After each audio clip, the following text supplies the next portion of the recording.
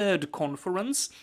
Its topic was Ukraine. So I'd like to introduce our speaker today, that is Yulia Svyrydenko, first Deputy Prime Minister of Ukraine, Minister of Economy. Yulia, hello.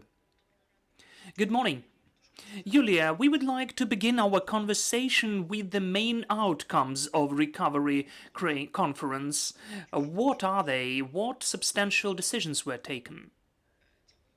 Thank you so much. And it seems to me that the scale of the conference, which took place in Berlin, is already, honestly speaking, an important outcome. More than 3,000 of participants.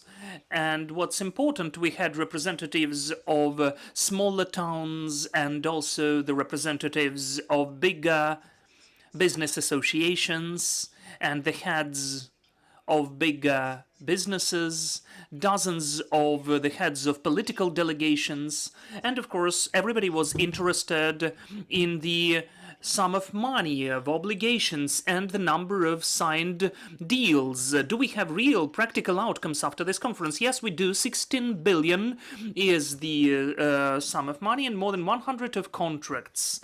What's very important, that 3 important alliances were announced. The support of SMEs for $7 billion, the development of the regions for $2 billion, and the big block, which really was paid attention a lot, that is training and retraining of Ukrainians. Such alliance had the name of Skills Alliance, that is $700 million for these objectives. So at this conference we have launched the investment mechanism within Ukraine facility, which we hope it will help Ukraine in the future to attract 40 billion euro of additional investments. Speaking about the broader context, the conference, of course, paid attention to the defense sector, defense enterprises, because even the name of the conference, United in Recovery, United in Defense, tells us that we have this emphasis on the development of the military-industrial complex. And during the conference, we announced about the creation of the new defense enterprises, the insurance of military risks. And in the military-industrial complex, before URC, we had the opening of the first joint venture of Ukroboronprom and the German Rheinmetall for the production of armored equipment. The next logical step is the repairment and maintenance of Leopard tanks in Ukraine and localization of the armored vehicle links. We hope that these vehicles will be assembled till the end of the year. As for the economic bloc, during the URC, we have invested into the more active involvement of investors into the Ukrainian market through several important steps. In fact, we are beginning the project on preparation facility. What is preparation facility as it is?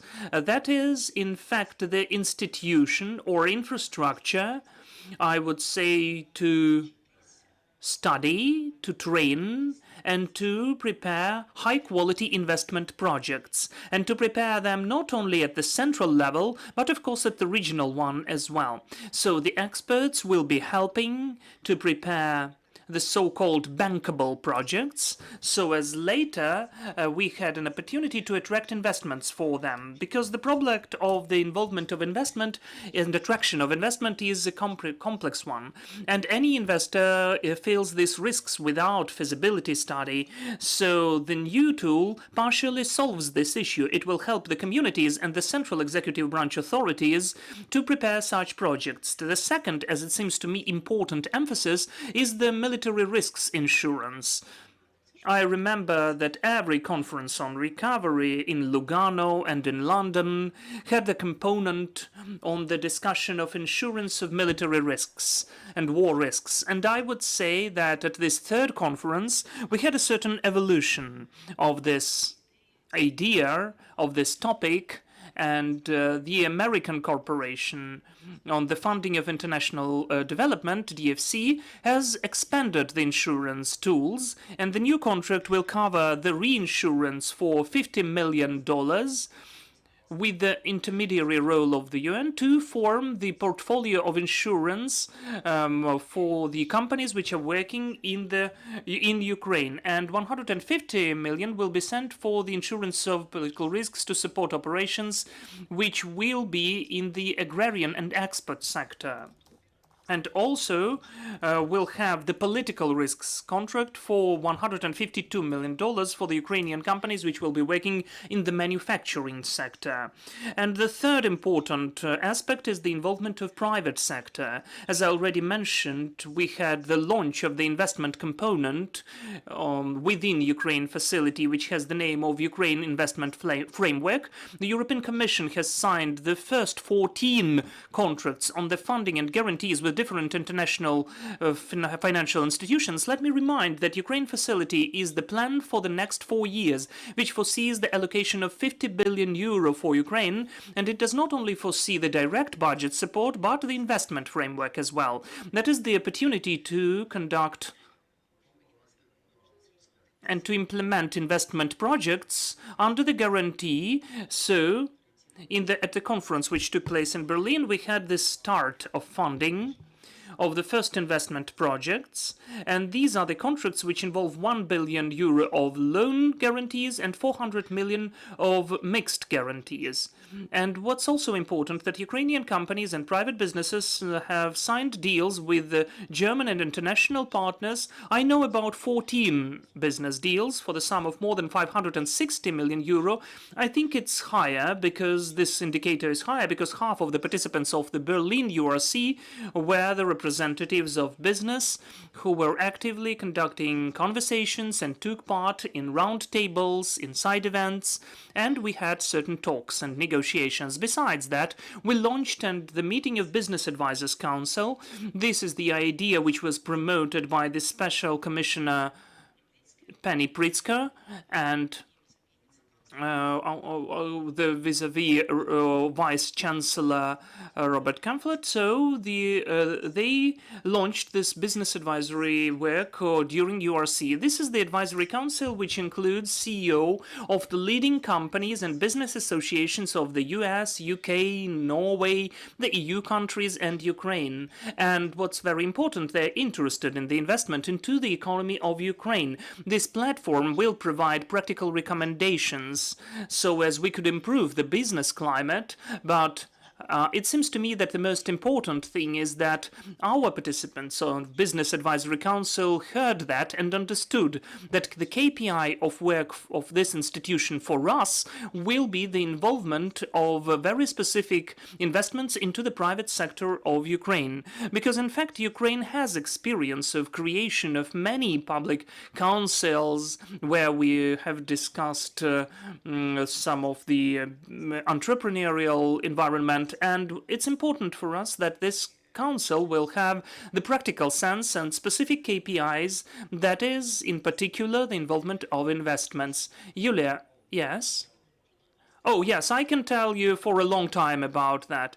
Yes, I would really like to mention that all of us were following this conference, undoubtedly, and it seemed that remotely we had such an impression that our business and the civil sector was even better represented than the previous conferences. So I'd like to hear what was the difference in the atmosphere in Berlin, and did you really see that the mood of our partners on recovery and help for Ukraine in recovery is still at the same level? In Lugano, we presented as the government, as the state, the 7 principles of recovery. You hear them very often because they are published in 2 universal phrases, build back better and whole society approach.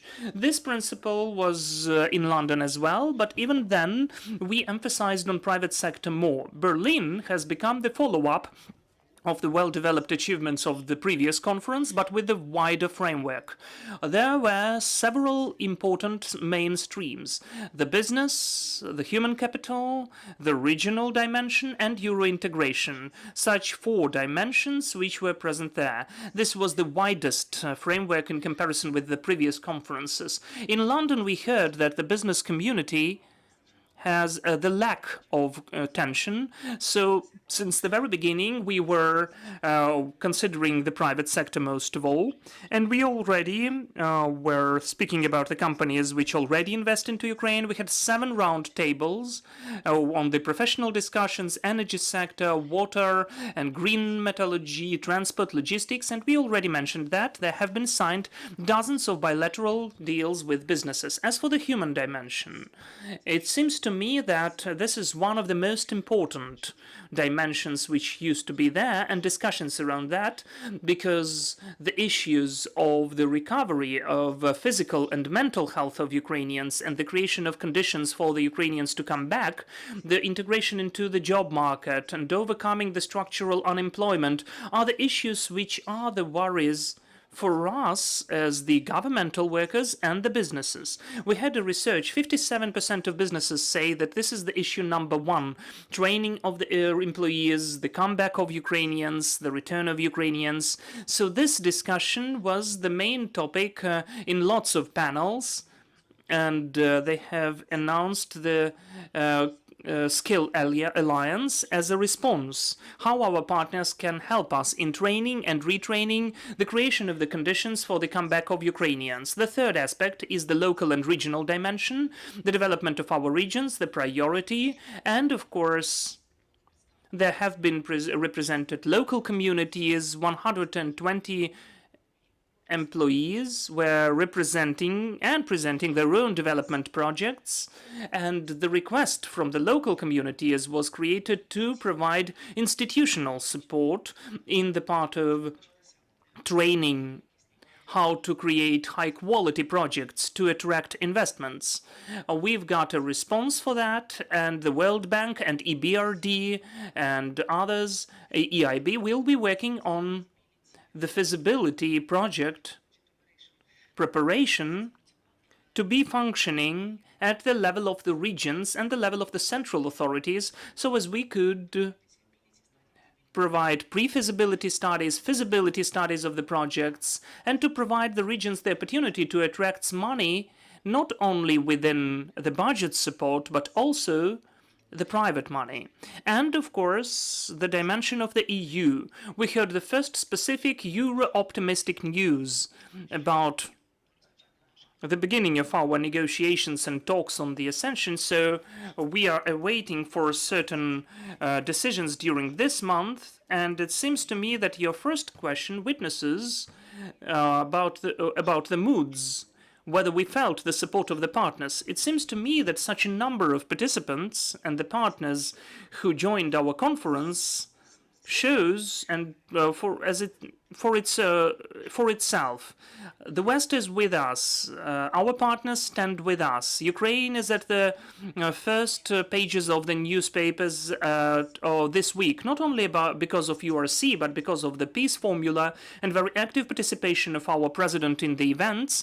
So the West stands by us. It is ready to help us with the current challenges and is ready to help us recover. As I already mentioned, according to the principles of Build Back Better. Yulia, the question which will be traditional and is already discussed and will be discussed a lot in our society is about the priorities of funding of these or those projects. Who will be defined that? How shall you define these priorities? And who will be the decision makers on funding these or those projects? If we speak about the funding of the projects, we are now working to create the unit which will be dealing with the management of public finance. Such units will be created in the Ministry of Economy and the Ministry of Finance. Those are our Euro obligations, Euro integration obligations within Ukraine facility as well. And as for the Ministry of Economy, there will be a task to develop a methodology on how we should create such projects. So our task within a couple of months to develop all of that. In September, we'll present the methodology and the approach how the projects are selected. Do we understand what are the priority spheres of activity or directions which definitely will be a priority for you?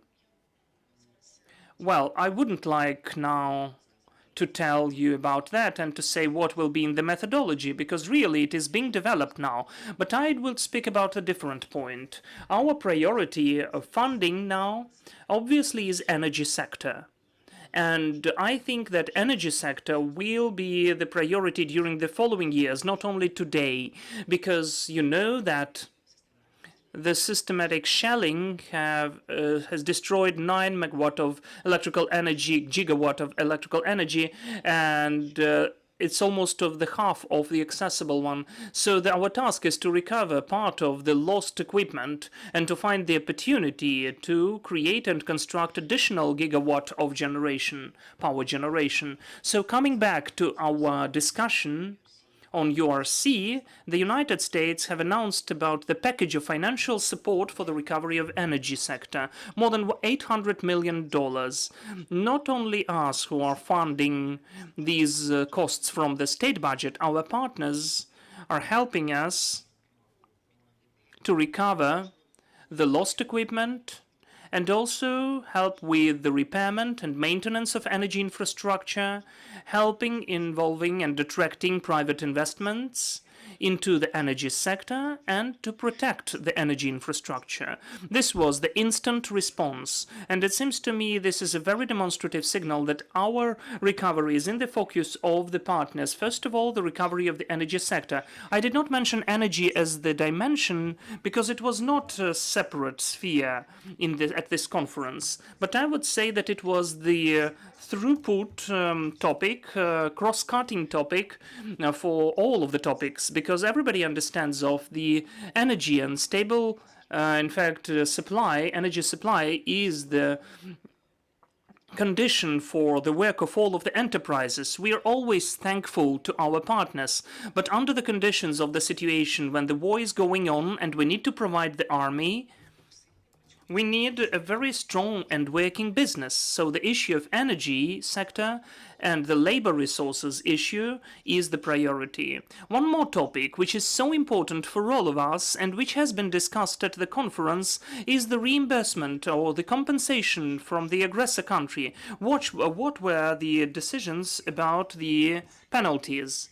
Just recently, before the conference in Berlin, as you know, there was the meeting of the G7 countries, and the very important, super important decision was taken. I think it is the historical one that we will be able to use profits from the confiscated Russian assets. We'll have a loan of $50 billion. And the proceeds and this $50 billion will provide the macro stability in 2025. And it has become possible because, as you know, 300 billion of the frozen Russian assets as of today are immobilized in the EU. There is part in the US, the UK, and other countries. So it is possible to use these the profits which gave the opportunity to take the decision so as we could have the loan of 50 billion. So this decision gives us more confidence about 2025. And now we have the opportunity to plan, the opportunity to spend the resources for the security and defense sector, what we consider to be the top priority, because we hope that in 2021 the macroeconomic stability will be provided thanks to this decision as well. This is a super important decision, and I do hope that there will be the well-developed mechanism and we'll get this money till the end of the current year. Yulia, I cannot help asking about the Global Peace Summit, where recently you took part. There were lots of publications, many announcements in media, and everybody followed them, and we were all reading them. But still, I'd like to hear your opinion about your perception of what has taken place and your personal pool of victories at this event. It seems to me that really it was a historical day. I saw lots of publications as well in the Ukrainian and Western media, but for me personally, I have such a feeling that it is really a historical event. Because more than 100 countries and international organizations of the world have joined at the highest level, and this is the day when we have heard for multiple times about Ukraine, Ukrainians, and that our future is undoubtedly a priority for the workers and representatives of all of the continents, because they were the representatives of the Latin America, Asia, Africa, Pacific region, not only Europe. So we have discussed three main issues. I, in fact, was involved in the panel where I represented Ukraine in food security sector. The second panel was about nuclear security, and the third is the release of POWs and the comeback of the deported people. In all of the three issues, we could see that there is the common wish of almost the whole world to provide that. The peace formula, which was offered by our president, I would say it looks as a way out and beyond this stable diplomatic framework. But this is the only way to confirm the strength and the significance of the existing rules. To win at the war, the world has to confirm the strengths of the existing rules. I think that we have done the impossible, and this is what, what the president did, because we need to unite the world around the peace in Ukraine. Globally, this summit supported and, in fact, confirmed that in the global world, security is intertwined with the economy, and the consequences of the war in Ukraine are felt in every corner of the world. At my panel, we had the speech of the president of Kenya and the president of Rwanda, and they all said that this is the unprecedented skyrocketing prices for wheat, which shocked their economy, and they understood that the war in Ukraine has really global consequences. This is the global war.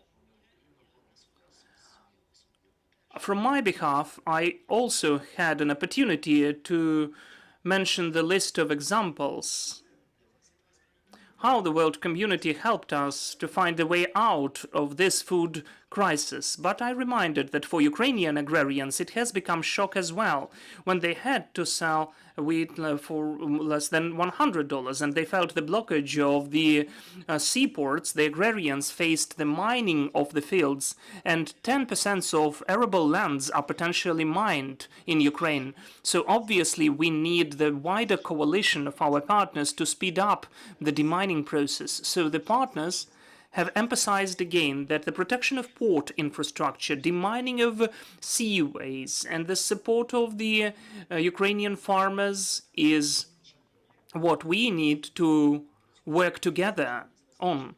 And of course to provide export or by the seaways.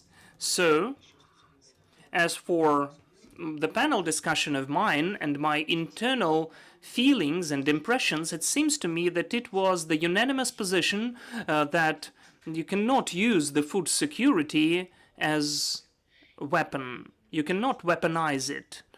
Food security is an important 24/7 manufacturing and food delivery which should be provided globally.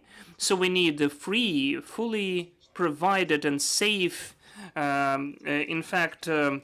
the use of the sea routes and shipping, the access to the ports at the Black and Azov seas. The food security cannot be weaponized. It cannot be a weapon in the modern world. So this is what told during our discussions, and it is already listed in the communiqué which the countries joined. Yulia, thank you so much that you joined our air. I would remind you that we have Yulia Svyrydenko here, the first Deputy Prime Minister of Ukraine, Minister of Economy, and at 11:30 we'll be speaking about the situation at the south of our country, so stay with us. We are working for the sake of our victory. Glory to Ukraine.